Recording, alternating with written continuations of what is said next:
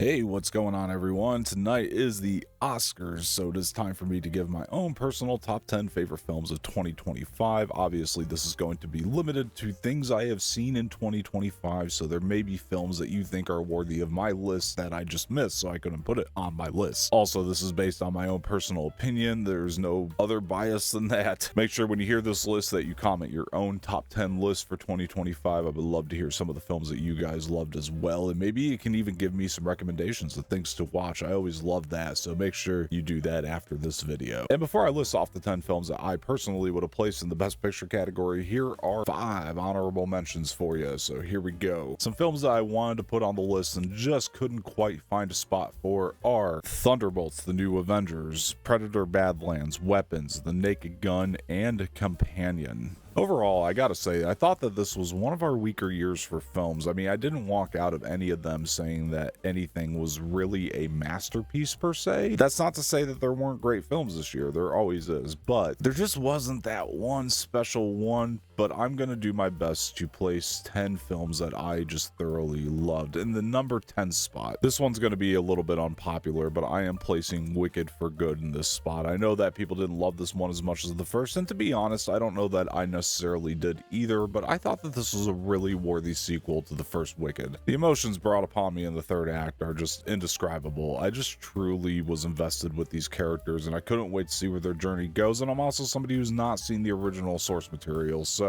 take that for what you will. But Wicked for Good was just so much fun, but also very dark at times, and I just thought Cynthia Erivo and Ariana Grande knocked it out of the park, and it was just so filled with depth to me. Like, I just thoroughly found myself invested throughout. My number 9 is going to go to Begonia. This movie really stunned me. I love Yorgos Lanthimos. I think that what he's been doing is incredible. Poor Things was such a good flick, and this one as well. I just really thought, while this might not have been as great as Poor Things, this also was just such a captivating story. I love the Misery style story where these two quote-unquote nut jobs think that Emma Stone is an alien, and I love that it's framed in a way where the audience doesn't really know whether or not she's an alien. And watching the dynamic between Jesse Plemons and Emma Stone especially was just so captivating throughout. I thought Yorgos really shot the hell out of this one. My number 8 is Marty Supreme, this one directed by Josh Safdie. I am a big fan of what the Safdie brothers do. I think that their directing work is very good. I even really like Smashing Machine, made by Benny Safdie this year, but this was definitely the stronger film coming out of the Safdie brothers here. Josh Safdie did an incredible job. Who knew that ping pong could be so cool? And I just thought that the way the film played was like seamless. It was a bit on the longer side, but you never really noticed the runtime because it just kind of goes and never really lets up from beginning to end. And I thought that that was really not an easy feat when you're trying to sell me on a ping pong film per se. And you can consider this a sports film, and it's one of the better ones I've seen in a very long time. I really thoroughly enjoyed this one. Timothée Chalamet obviously knocking it out of the park and is up for a nomination this year, which I'm very happy to see. And he's proving that he's one of our great actors of the time. My number 7 is a film that just came in swinging, surprised the hell out of me. This is an animated feature, and that film is K-Pop Demon Hunters. Gosh, what an amazing story. I mean, when you're talking storytelling, this film needs to be recognized as one of the great stories of 2025 that was told. I just thoroughly enjoyed it from beginning to end. I love the way it set up its lore and got you invested very quickly. I just think that the characters are incredible, and I really enjoyed the stakes that were implemented. And another one that just sweeps you up in emotion by the end of it. Just so surprising, but just such a great, beautifully animated film that also tells a story on top of having that great spectacle to it, and a soundtrack that you just can't get enough of. I mean, the music written for this is incredibly good. I'd argue it's probably the best soundtrack I've heard since The Greatest Showman, so it has that going for it, which is not something that's easy to do. My number 6 is a passion project from one of my all-time favorite filmmakers, and this is a film that he'd been talking about doing for a long time, and that film is Frankenstein, or Guillermo del Toro's Frankenstein, rather. This film blew me away. I just really loved the direction that Guillermo took it in. A surprise performance from Jacob Elordi, who I knew was a very good actor, but I just never thought he'd do something this amazing with it. And this Frankenstein story probably really spoke to me, having read the book, because I did think that this was one of the best adaptations of the book that I'd ever seen. And I love that Guillermo took it and made it a little bit personal while keeping it a very well made, very well done Frankenstein movie, but also making it a very much Guillermo del Toro film. And I just thought the practical effects were incredible. I thought the way he shot this thing was amazing, but the story itself, just again, another one that really sweeps you up in the emotion by the end of it. And I think we had a lot of those this year that really, really worked. My number 5 film is a film that I heard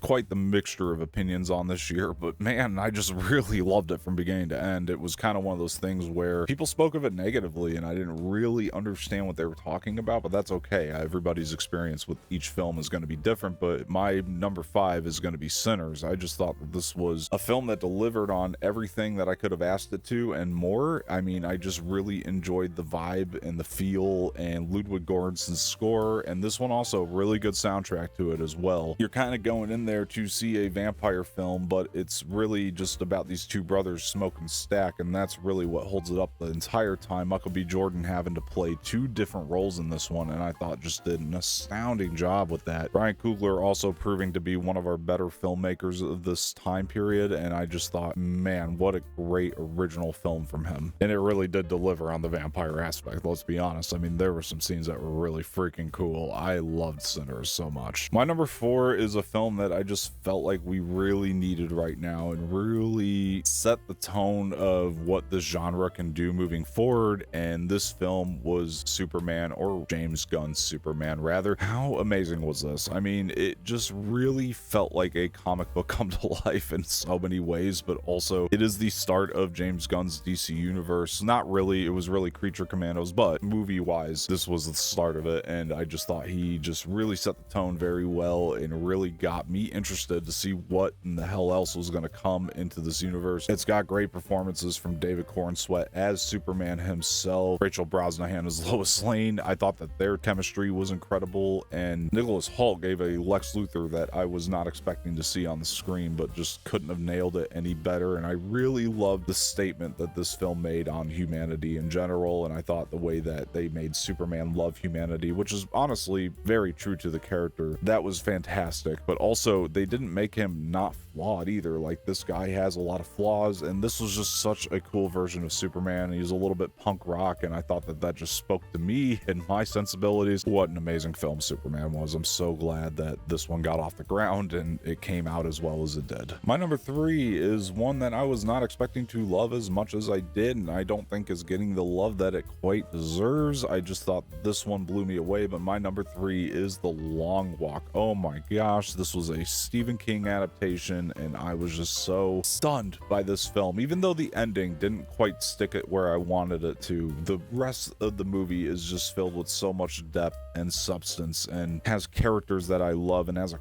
concept that is quite amazing. And the way that Francis Lawrence directed this one was just out of this world. This is a movie that could have honestly just lost itself, and it just never did. I mean, you're just following the two characters for the most part, and even makes you care about the entire ensemble, even though they don't have a lot of screen time. And a lot of that is just due to the stakes that were added to the story. It's just also so well shot, and there's so much beauty in this movie as well. And I thought Mark Hamill also did an amazing job in this. He was quite an unexpected great performer in this film, and what he brought to it was just like, whoa. I mean, I walked out of this one just feeling some type of way. I can honestly say, like, Long Walk struck a nerve in me that like hadn't been struck before, and gave me this new outlook on life and death. And I thought that that was really interesting that it was able to creep in there and do that. My number 2 favorite film is from one of my favorite filmmakers of all time, Paul Thomas Anderson. You guys know what it is. It's one battle after another. That was one trend in 2025, is that a lot of my favorite filmmakers were coming out with stuff, which was very cool to see. And while I disagree with the fact that this is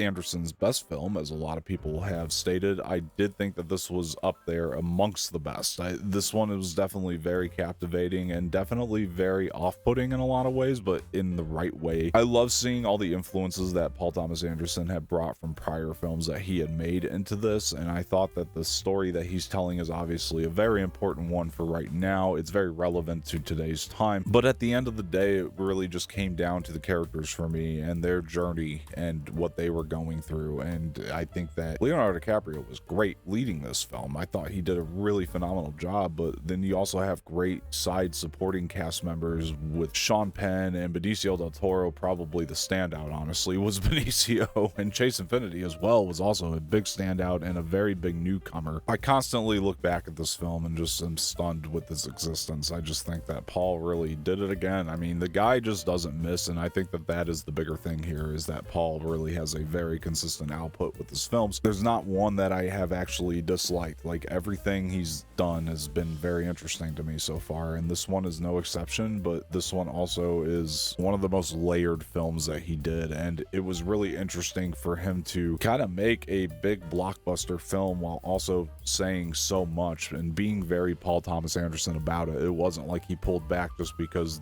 there was more money in the budget. My number one favorite film of the year is going to go to Bring Her Back. I thought Bring Her Back was just stellar, and it's a smaller horror film that's not getting enough love. I think what the Philippo brothers are doing is inspiring on its own. I mean, the fact that they went from YouTube and are making a film, that's something I would someday like to do, is make a film possibly. But between Talk to Me and this film, I mean, they're proving to be such stellar filmmakers, and I think that this one is the better of the two, and for some reason isn't getting recognized nearly as much. And maybe that's just me, maybe that's just my opinion, maybe I'm the only one that holds this film so high. But to take a horror premise that's very new and original, make it brutal, make it gory, make you cringe in your seat, but also bring it home again, another one that sweeps you up in emotion and just really tells the story of this overall tragedy, was really surprising to me. And I love the way that they executed on this, and I think Bring Her Back is absolutely the best film of 2025, and I hope you guys check it out if you haven't yet. There are stellar performances across the board. Sora Wong really stood out to me. I mean, everybody did. I mean, I don't want to say that she's the only one. There's so many great performances. Sally Hawkins was giving a performance that I never thought I'd see her give, and I just can't wait for some of the younger cast to come up and do great things moving forward. I also can't wait for what the Philippo brothers have up their sleeve next. I do have a little bit of a theory about that, but we'll see what happens. Okay guys, those are my top 10 favorite films of 2025. I hope you enjoyed the content you saw here today. If you did, please hit that like button below, subscribe to the channel, leave some feedback in the comment section, share this with your friends, hit the bell for notifications. Please make sure you tell me what your top 10 2025 films were. My name is Dom, and I will talk to you guys later.